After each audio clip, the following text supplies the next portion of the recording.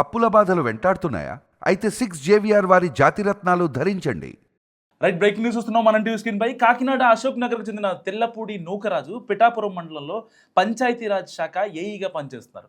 సుమారు 20 ఏళ్లుగా విధులు నిర్వహిస్తున్న ఆయన వచ్చే జనవరిలో పదవి విరమణ చేయాల్సి ఉంది.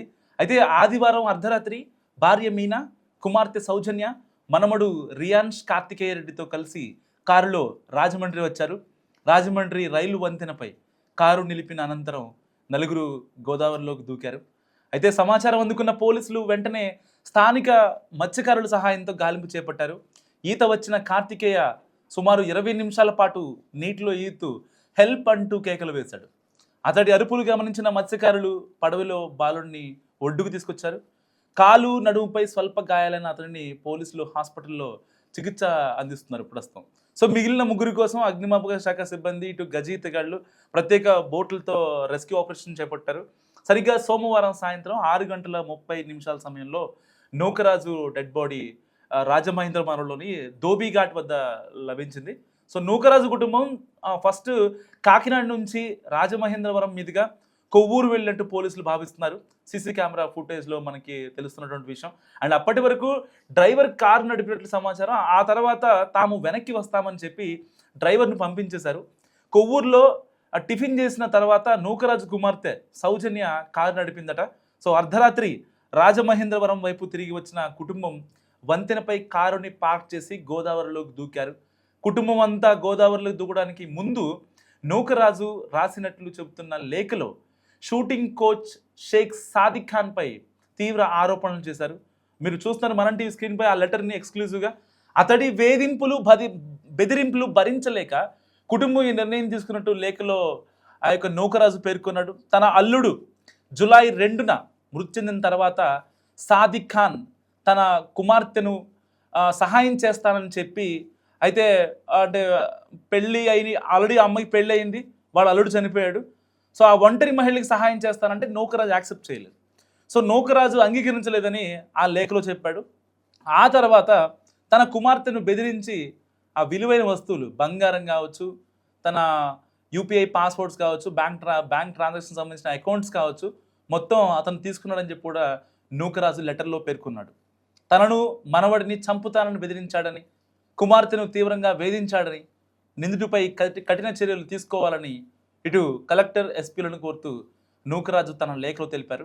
ఈ లెటర్ను ఆదివారం రాత్రి 11:27 వాట్సాప్ ద్వారా సహోద్యోగులకు, బంధువులకు ఈ యొక్క నూకరాజు పంపాడు. సాదిక్ ఖాన్ కాకినాడలోని ఒక ప్రైవేట్ పాఠశాలలో షూటింగ్ కోచ్గా పనిచేస్తున్నాడు. సో ఒక విద్యార్థినితో అసభ్యంగా ప్రవర్తించినట్లు కూడా ఆరోపణలు రావడంతో అక్కడి నుంచి సాదిక్ ఖాన్ని తొలగించాలని కూడా పోలీసుల ఎంక్వైరీలు తేలింది. అయితే ఆ తర్వాత సొంతంగా అకాడమీ ఏర్పాటు చేసుకున్నాడు. కొంతకాల క్రితం సౌజన్యకు సాదిక్ ఖాన్ పరిచయం అయ్యాడని, అండ్ ఆ తర్వాత ఆమెను వేధిస్తున్నట్లు ఆరోపణలు వచ్చాయని పోలీసులు చెప్తున్నారు. సో ఘటనపై కేసు నమోదు చేసి పరారీలో ఉన్న సాదిక్ను ఇప్పటికే 10 ప్రత్యేక బృందాలతో అతన్ని రాజమహేంద్రవరంలో పట్టుకున్నారు. సాదిక్ ఖాన్ తరచూ తమ ఇంటికి వచ్చేవాడని, తన తల్లిని కొడుతూ గొడవ చేసేవాడని ప్రాణాలతో బయటపడిన కార్తికేయ పోలీసులు చెప్పాడు. బంగారం, డబ్బులు, లాకర్ తాళాలు కూడా తీసుకున్నాడని చెప్పాడు. అండ్ రాత్రి భోజనం చేసిన తర్వాత వంతెన వద్దకు వచ్చామని, అందరూ దూకాలని చెప్పాడని కార్తికేయ చెప్పాడు. తన తల్లి చేయి పట్టుకుని దూకడంతో ఆమెను వెనక్కి లాగేందుకు ప్రయత్నించానని, అయితే తాను కూడా నీటిలో పడిపోయానని చెప్పాడు ఆ బుడ్డోడు. సో చిన్నతనంలో నేర్చుకున్న ఈతతో చీకట్లో ఈత్తు సాయం కోసం కేకలు వేయగా పక్కనే ఉన్న మత్స్యకారులు తనను రక్షించారని చెప్పాడు. అయితే నూకరాజు, మీనా దంపతుల కుమారుడు కొన్నేళ్ల క్రితం రోడ్డు ప్రమాదంలో మృతి చెందాడు. ఎప్పుడైతే వీళ్ళ కొడుకు అంటే నీ నూకరాజు వాళ్ళ కొడుకు చనిపోయాడో, వాళ్ళ కోడల్ని వేధించడం ఈ యొక్క సాదిక్ ఖాన్ స్టార్ట్ చేశాడు. మొదట్లో వాళ్ళ ఫ్యామిలీకి, అంటే బేసిక్గా అప్పటికే ఆవిడకి, ఏదైతే నూకరాజు వాళ్ళ కూతురికి 28 సంవత్సరాలు, అండ్ ఆవిడకి ఏదో ఒక సహాయం నేను చేస్తాను, మీరు ఒక ఒంటరి మహిళగా ఉండాల్సిన అవసరం లేదు, మీ వెనకాల నేనున్నా, మీరు చేసే ప్రతి పనికి తోడు నేను ఉంటా అని చెప్పి మాయమాటలు చెప్పిన సాదిక్ ఖాన్ని కొంతవరకు, అంటే ఒక బేసిక్ పాయింట్ వరకు ఆ అమ్మాయి నమ్మింది. సో బేసిక్ అంటే ఒక అమ్మాయి డౌన్లో ఉన్న, ఒక అమ్మాయి కొంచెం లోలో ఉన్న అమ్మాయి ఎవరైతే ఉంటారో, ఎవరన్నా నిజంగా అంటే చేతుల తర్వాత సంగతి మాటలు చెప్పారనుకోండి, వాళ్ళు ఈజీగా నమ్మేస్తారు. అసలు వీడు చేస్తాడా చేయడా అనేది కాదు, ముందు వాళ్ళు ఫస్ట్ నమ్మేసి వాళ్ళ పేర్లు టాటూలు వేయించుకుంటారు, వాళ్ళ పేరు మీద అర్చనలు చేస్తారు, పూజలు చేపిస్తారు, ఇక అసలు గుండెల నిండా వీడే ఉన్నాడని చెప్పి తెగ పూజ చేస్తారు. అండ్ ఆ తర్వాత తెలుస్తుంది ఓకే వీడు ఎలాంటి వాడని చెప్పి తెలుసుకున్న తర్వాత ఇలాంటి వాడని చెప్పి ఎవరికి తెలియదు కాబట్టి వీళ్ళలో వీళ్ళే మదన పడుతూ లేకపోతే వాట్సాప్ స్టేటస్లు కావచ్చు, ఇన్స్టాగ్రామ్లో స్టోరీలు కావచ్చు పెడుతూ ఇంకా ఆ బాధను మర్చిపోతూ వస్తారు. ఒక్కసారిగా స్టేటస్లు పెడతా ఉంటారు. ఈవెన్ వాళ్ళ ఫ్రెండ్స్ కూడా ఆశ్చర్యపడతా ఉంటారు, అదేంటి వీళ్ళు ఇంతకు ముందు నార్మల్ స్టేటస్లు పెట్టేవాళ్ళు కదా, ఇప్పుడు ఇలాంటి స్టేటస్ ఎందుకు పెడుతున్నా అని చెప్పి వాళ్ళ ఫ్రెండ్స్ కూడా అంటే ఒక్కసారిగా షాక్ అయిన పరిస్థితి. సో ఇలాంటి నేపథ్యంలో ఎప్పుడైతే వాళ్ళ కొడుకుని నూకరాజు నూకరాజు వాళ్ళ కొడుకుని చంపింది కూడా ఈ సాదిక్ ఖాన్. ఇక్కడ ట్విస్ట్ ఏంటంటే ఆ అమ్మాయి మీద మనసు పడ్డటువంటి ఈ సాదిక్ ఖాన్ ఎట్టి పరిస్థితుల్లో ఆ అమ్మాయిని అనుభవించాలి. ఆ అమ్మాయికి ఆల్రెడీ నిజం తెలిసిపోయింది. అంటే ఈ సాదిక్ ఖాన్ ఒక స్కూల్లో టీచర్గా వర్క్ చేస్తున్నప్పుడు కొంతమంది అమ్మాయిల్ని, ఎవరైతే మైనర్ అమ్మాయిలు ఉంటారో వాళ్ళని కొంచెం ఇబ్బంది పెట్టి వాళ్ళని రూమ్కి వస్తావా రావా అని వాళ్ళని గట్టిగా నిలదీయడంతో ఇంటికి వెళ్ళి వాళ్ళ అమ్మ నాన్నకి చెప్పడంతో వాళ్ళ అమ్మ నాన్న స్కూల్కి వచ్చిన తర్వాత ఈ సాదిక్ ఖాన్ మీద కొంచెం చర్యలు తీసుకోవడం జరిగింది. అండ్ అంతేకాకుండా అవి కేసుల వరకు వెళ్తే ఎక్కడ పోక్సో కేసు పడుద్దని భయం వేసి వాళ్ళకి సంబంధించిన హెచ్ఎంలు ఉంటారు కదా, హెడ్ మాస్టర్లు లేకపోతే ఊళ్ళో పెద్ద మనుషులు, వీళ్ళకి సంబంధించిన వాళ్ళతో మాట్లాడి ఆ కేసులు మొత్తాన్ని క్లియర్ చేసుకున్నాడు. అండ్ దాని తర్వాత అప్పటికే అయితే నూకరాజు వాళ్ళని ఫ్యామిలీ మొత్తం సూసైడ్ చేసుకుందో వాళ్ళ కొడుకుని చంపేశాడు. చంపింది వీడే. సో ఆ విషయాన్ని ఎప్పుడు చెప్పాడు, ఎప్పుడైతే ఇక నాకు రూట్ క్లియర్ అయ్యిందో, ఎందుకంటే నూకరాజు ఉన్నా ఎలాంటి ఇబ్బంది లేదు, కానీ వాళ్ళ ఇంటికి వెళ్ళటానికి నూకరాజు వాళ్ళ కొడుకుంటే మాత్రం ఈ యొక్క సాదిక్ ఖాన్ వాళ్ళ ఇంటికి వెళ్ళలేడు, అసలు వెళ్ళాల్సిన అవసరం కూడా లేదు. కానీ ఇక్కడ అందరికీ అంటే మైండ్లో వస్తున్న ప్రశ్న ఏంటంటే వీళ్ళు ఎంత ఎడ్యుకేటెడ్ ఫ్యామిలీ, మరి అలాంటి వాళ్ళు కనీసం ముందెందుకు పోలీసులకి అప్రోచ్ అవ్వలేదు?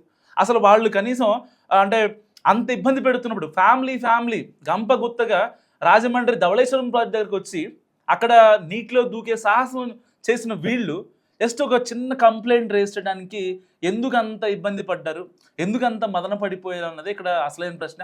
సో దీనికి సంబంధించి ఇప్పటికే వాళ్ళ లాస్ట్ కాల్ అంటే ఈ యొక్క నూకరాజు కావచ్చు, వాళ్ళ కూతురు కావచ్చు, ఎందుకంటే ఆల్రెడీ ప్రత్యక్ష సాక్షులు ఎవరైతే ఉన్నారో వాళ్ళ మనవడు కావచ్చు, నూకరాజు వాళ్ళ కొడుకు మనవడు ఎవరైతే ఉన్నారో అతను చెప్పిన దాని ప్రకారం అండ్ డ్రైవర్ చెప్పిన దాని ప్రకారం అయితే వాళ్ళ కార్ డ్రైవర్ ఎవరైతే ఉన్నారో అతన్ని కొవ్వూరు నుంచి కాకినాడ నుంచి కొవ్వూరు వెళ్తుండగా ఎగ్జాక్ట్గా మిడ్ పాయింట్ రాజమండ్రిలో ఆ ధవళేశ్వరం ప్రాజెక్ట్ దగ్గర ఏదైతే వీళ్ళు మూకుమ్మడిగా నదిలో దూకడం అండ్ దాని తర్వాత వాళ్ళ మనవడు ప్రాణాలతో బయటపడటం అండ్ హాస్పిటల్కి పంపించడం అండ్ దాని తర్వాత ఎవరైతే ఇంటికి వెళ్ళిపోయినటువంటి డ్రైవర్ ఎవరైతే ఉన్నారో ఆ డ్రైవర్ని పోలీసులు విచారించిన తర్వాత సిచ్యువేషన్ తెలుసుకున్న ఎవరైతే సాదిక్ ఖాన్ ఉన్నాడో సో ఒక్కసారిగా అలర్ట్ అయిపోయాడు, నా గురించి ఇంత జరిగిందా అని చెప్పి కాసంత పశ్చాత్తాపం వాళ్ళలో కనిపించిందని చెప్పి పోలీసులు చెప్పడం జరుగుతుంది.